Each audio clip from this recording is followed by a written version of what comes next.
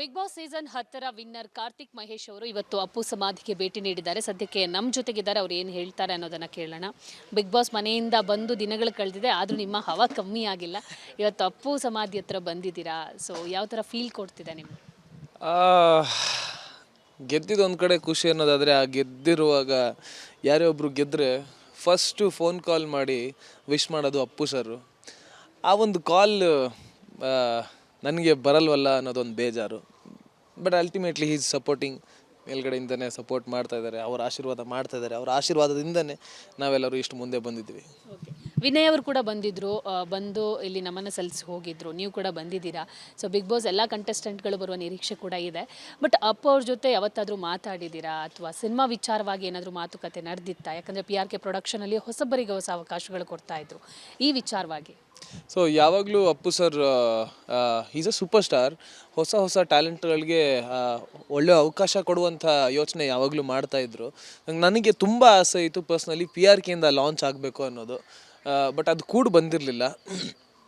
But ಅವ್ರ ಜೊತೆ ಒಂದು ಅನುಭವ ಏನು ಅಂತಂದರೆ, ಡ್ಯಾನ್ಸ್ ಅಂತ ಒಂದು ಶೋಲಿ ಅಪ್ಪು ಸರ್ ಬಂದು ಲಾಂಚ್ ಮಾಡಿಕೊಟ್ಟಿದ್ರು. ಲಾಂಚಲ್ಲಿ ಅವ್ರು ಡ್ಯಾನ್ಸ್ ಮಾಡಿದರು. ಅದು ಫಿನಾಲೆ ಆಗೋ ಅಷ್ಟೊತ್ತಿಗೆ ಅಪ್ಪು ಸರ್ ಇರಲಿಲ್ಲ. ಅದೊಂದು ಭಾರಿ ಬೇಜಾರು ವಿಷಯ.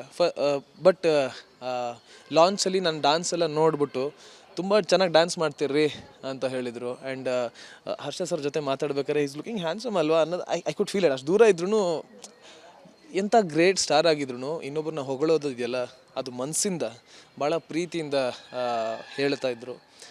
I miss that. ಅಂದರೆ ನಾನು ಒಂದು ಸಿನಿಮಾ ಮಾಡಿ ಅಥವಾ ಈ ಥರ ಯಾವುದಾದ್ರು ಒಂದು ಸಕ್ಸಸ್ಸಿಂದ ಅವ್ರಿಗೆ ಹೋಗಿ ಅವ್ರ ಹತ್ರ ಹಂಚ್ಕೋಬೇಕು ಅನ್ನೋ ನನಗೆ ಯಾವಾಗಲೂ ಆಸೆ ಇತ್ತು. ಬಟ್ ಆ ರೀತಿ ಆಗಿಲ್ಲ, ಈ ರೀತಿ ಹಂಚ್ಕೋತಾ ಇದ್ದೀನಿ ಅಷ್ಟೇ.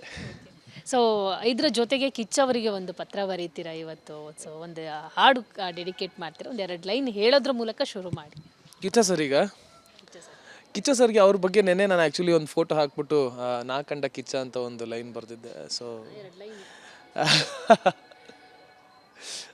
ಕಿಚ್ಚ ಸರ್ ಈಗ ನಾನು ಅವ್ರ ಫೇವ್ರೆಟ್ ಸಾಂಗ್ ಅಂತಂದರೆ ಅವರ ಜಸ್ಮಾತ್ ಮತ್ತಲ್ಲಿ ಫಿಲಮ್ದು ಎಲ್ಲಿಂದಲೋ ನೀ ಎದುರಿಗೆ ಬಂದೆ, ನನ್ನೆಡೆಗೆ ನಗುವ ಬೀರುತ್ತನೆಂದೆ, ಕಂಡೆ ನೀ ಮಾಯಲೋಕವೇ, ಕ್ಷಣದಲ್ಲೇ ನನ್ನನ್ನೇ ನಾನು ಮರೆತೆ, ಪ್ರೀತಿ ಮಧುರ ಮನಸ್ಸು ಭ್ರಮರ, ಕನಸೊಂದು ಹುಟ್ಟಾಯ್ತು ನಿನ್ನ ಹೆಸರನ್ನಿಟ್ಟಾಯ್ತು, ಗದ್ದೆ ನೀ ಚೆಲುವೆ ನನ್ನ ಮನಸ್ಸನ್ನೇ ಜಸ್ಮಾತ್ ಮಾತಲ್ಲಿ. ಇದು ಅವರ ಫಿಲಮ್ನ ಈ ಸಾಂಗ್ ನನಗೆ ಫೇವ್ರೆಟ್. ಆ್ಯಕ್ಚುಲಿ ಬಿಗ್ ಬಾಸ್ ಮನೇಲಿ ತುಂಬ ಹಾಡ್ತಾ ಇದ್ದೆ ಇದು ಮತ್ತು ಬಾನಿ ನಹನಿಯು. ಎಷ್ಟು ಸಲ ಕೇಳಿದ್ರು ಬೇಜಾರಾಗೋದೇ ಇಲ್ಲ. ಆ್ಯಂಡ್ ಕಿಚ್ಚ ಸರ್ ಬಗ್ಗೆ ಮಾತಲ್ಲಿ ಹೇಳಿದ್ರೆ ಮುಗಿಯೋದೇ ಇಲ್ಲ. So is a super star. ಅವರ ಒಂದು ಕಿವಿ ಮಾತಿಲ್ಲ ಅಂದರೆ ನಾನು ಒಬ್ಬ ವಿನ್ನರ್ ಆಗೋಕ್ಕೆ ಸಾಧ್ಯನೇ ಆಗ್ತಿರಲಿಲ್ಲ. ಮೀಟ್ ಆಗುವಂಥ ಪ್ರಯತ್ನ ಮಾಡಿದ್ರ ಬಂದಮೇಲೆ ಇಮಿಡಿಯೇಟ್ ಅವರು ಪರ್ಸ್ನಲಿ ವಿಶ್ ಮಾಡೋದಕ್ಕೋಸ್ಕರ ಅವರು ವೇರ್ ಹಿ ವಾಸ್ ಸ್ಟೇಯಿಂಗ್ ವಿಲ್ಲಾನಲ್ಲಿ ಅಲ್ಲಿ ಪರ್ಸ್ನಲಿ ಕರೆದು ವಿಶ್ ಮಾಡಿದ್ರು. ಬಟ್ ನಾನು ಅವ್ರ ಮನೆಗೆ ಹೋಗಿ ಅವ್ರನ್ನ ಪರ್ಸ್ನಲಿ ಮೀಟ್ ಮಾಡಬೇಕು. ಬಟ್ ಅವ್ರು ಮಹಾಬಲಿಪುರಮಲ್ಲಿ ಶೂಟಿಂಗಲ್ಲಿದ್ದಾರೆ.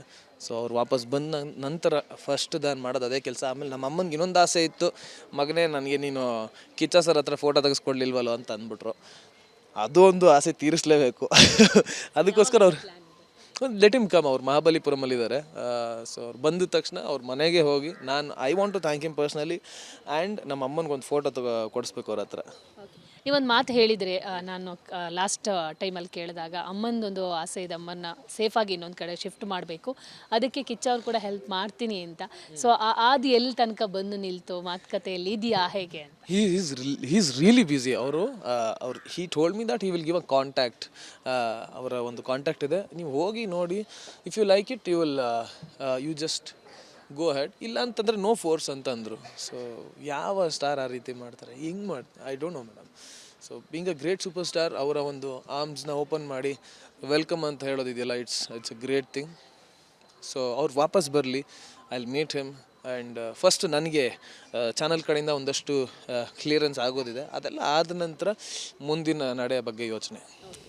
ಸೊ ನಿಮ್ಮ ಈ ಬಿಗ್ ಬಾಸ್ ಸೀಸನ್ 10ನಲ್ಲಿ ಇದ್ದಂಥ ಅಷ್ಟು ಕಂಟೆಸ್ಟೆಂಟ್ಗಳು ಒಂದೇ ವೇದಿಕೆಯಲ್ಲಿ ಮತ್ತೆ ಯಾವತ್ತಾದರೂ ಭೇಟಿ ಆಗ್ತಾರೆ? ಅಂದರೆ ವೇದಿಕೆ ಅಂದರೆ ನಿಮ್ಮ ಪರ್ಸ್ನಲ್ ಮೀಟಿಂಗ್ ಯಾವಾಗ ಆಗುತ್ತೆ, ಆಗಿದೆಯಾ? ಎಲ್ಲರೂ ಅವ್ರವ್ರ ಕೆಲಸಗಳಲ್ಲಿ ಬ್ಯುಸಿ ಆಗಿದ್ದಾರೆ. ಈ ರೀತಿ ಇಂಟರ್ವ್ಯೂಗಳಲ್ಲಿ ಅವ್ರಿಗೆ ಬರುವಂಥ ಆಪರ್ಚುನಿಟೀಸ್ನ ಹೇಗೆ ರಿಸೀವ್ ಮಾಡಿಕೊಂಡು ಅವ್ರು ಮುಂದೆ ಬೇರೆ ಕೆಲಸ ಮಾಡೋದ್ರ ಬಗ್ಗೆ ಯೋಚನೆ ಮಾಡಿ they are working on it. Definitely we will plan. ಚಾನಲಿಂದನೇ ಒಂದು ಏನಾದರೂ ಮಾಡಿದ್ರೆ ಅದಕ್ಕೂ ಆಗುತ್ತೆ. ನಾನು ಪರ್ಸ್ನಲಿ ಎಲ್ಲರನ್ನೂ ಒಟ್ಟಿಗೆ ಮೀಟ್ ಮಾಡಬೇಕು ಅನ್ನೋದೊಂದು ಆಸೆ ಇದೆ. And let's see. ಇದ್ರ ಮಧ್ಯೆ ಒಂದು ಲೈವ್ ಬರ್ತೀರಾ. ಸೊ ನಮ್ರತ ಅವರ ಮೂಗುತ್ತಿನ ಹೊಗಳ್ತೀರಾ. ಅದು ಯಾವ ಥರ ವೈರಲ್ ಆಗಿತ್ತು ಅನ್ನೋದು ನಿಮ್ಮ ಗಮನಕ್ಕೆ ಬಂದಿರುತ್ತೆ. ಸೊ ಎಲ್ಲೊಂದು ಕಡೆ ಮತ್ತೆ ಸಿಂಕ್ ಮಾಡ್ತಾ ಇದ್ದಾರೆ ನಿಮ್ಮ ರಿಲೇಷನ್ಶಿಪ್ ಬಗ್ಗೆ. ಸೊ ಏನು ಹೇಳ್ತೀರಾ?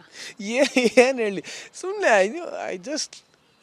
I am just like that. ಅದು ಹೊಗಳದ್ರಲ್ಲಿ ಏನಿದೆ ಹೇಳಿ, ಆ ಥರ ಏನಿಲ್ಲ. ಮೂಗುತ್ತಿನ ಹೊಗಳಿದ್ರಿ.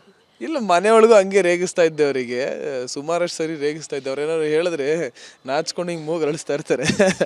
ಸೊ ಅದು ಆ ವಿಷಯಕ್ಕೋಸ್ಕರ ರೇಗಿಸ್ತಾ ಇದ್ದೆ ಅಷ್ಟೇ, ಅದು ಬಿಟ್ಟರೆ ಬೇರೆ ಏನಿಲ್ಲ. ಇದರ ಮಧ್ಯೆ ತನಿಷಾ ಫುಲ್ ಗರಂ ಆಗಿದ್ರು. ಸೊ ಈ ವಿಚಾರವಾಗಿ ಹೇಳೋದಿದ್ರೆ ಅವಳು ಇಲ್ಲ ಗರಂ ಏನಾಗಿಲ್ಲ. ಅಯ್ಯೋ ಅವಳಿಗೆ ಲೈವ್ ಏನೋ ಬೇಗ ನಾನು ಕಮೆಂಟ್ ನೋಡ್ಬಿಟ್ಟು ರಿಪ್ಲೈ ಮಾಡು, ಇಲ್ಲ ಇಲ್ಲೂ ನಾಮಿನೇಟ್ ಮಾಡ್ಬಿಡ್ತೀನಿ ಅಂತೇನೋ ಕಮೆಂಟ್ ಮಾಡಿದ್ಲು. We are good bonding. ನಾನು ಅವ್ರ ಹೋಟ್ಲಿಗೂ ಹೋಗಿದ್ದೆ, ಪರ್ಸ್ನಲಾಗಿ ವಿಶ್ ಮಾಡಿದೆ. ಅಲ್ಲೇ ಹತ್ರದಕ್ಕೆ ಹೋಗಿದ್ದೆ. ಅವಾಗ I spend there half an hour. So ಏನಿಲ್ಲ, ಅಲ್ಲಿ ಒಳಗಡೆ ಆಗಿದ್ದೆಲ್ಲ ಗೇಮಿಗೋಸ್ಕರ. ಆ್ಯಂಡ್ ಹೊರಗಡೆ ಬಂದಾಗ ಸೇಮ್ ಬಾಂಡಿಂಗ್ ಇದೆ. ಅದೇ ಕದರು ಅದೇ ಕಡಕ್ಕಾಗೆ ಇದ್ದಾಳೆ ಅವಳು ಈಗಲೂ. ಸಂಗೀತನ ಯಾವಾಗ ಭೇಟಿ ಆಗ್ತೀರಾ ಪರ್ಸ್ನಲಿ ನೋಡೋಣ. ನಮಗೆ ಪರ್ಸ್ನಲಿ ಭೇಟಿ ಅಂತೂ ಮಾಡೋದಕ್ಕೆ ಆಗೋದಿಲ್ಲ. We have a difference and that is okay. ನನಗೆ ಸಿನಿಮಾ ವಿಷಯವಾಗಿ ಏನಾದರೂ ಬಂತು ಅಂದರೆ ಆಮೇಲೆ ಮುಂದೆ ನೋಡೋಣ. That's it. Thank you. ಮುಂದೆ ನಿಮ್ಮ ಜರ್ನಿ ಈಗ ಇಲ್ಲಿ ತನಕ ಬಂದು ನಿಂತಿದೆ. ಮುಂದೆ ಪ್ರಾಜೆಕ್ಟ್ ವಿಚಾರ ಆಗಿರ್ಬೋದು, ಮುಂದೆ ಯಾವ ಥರ ಜರ್ನಿ ಇರುತ್ತೆ ಅಂತ? ಮೇಡಮ್, ಇವಾಗ ಸಾಕಷ್ಟು ಕಾಲ್ಸ್ ಬರ್ತಾ ಇದೆ. I am just going with the flow.